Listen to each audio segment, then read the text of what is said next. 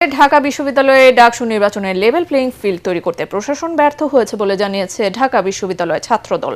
সংগঠনের নেতারা বলেন, মব উস্কে দিয়ে ছাত্র দলের সমর্থকদের মনোনয়নপত্র জমা দিতে বাধা দেওয়া হয়েছে। মধুর ক্যান্টিনের সংবাদ সম্মেলনে এসব কথা বলেন তারা। তবে ডাকসু নির্বাচনে ছাত্রদল আছে বলেও জানান তারা।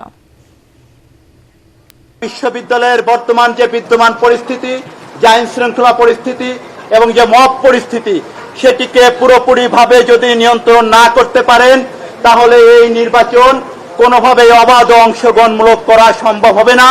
এবং আমরা বারবার অবগত করেছি যে এখন পর্যন্ত বিশ্ববিদ্যালয় প্রশাসন লেভেল প্লেইং ফিল্ড নিশ্চিত করতে পারেনি।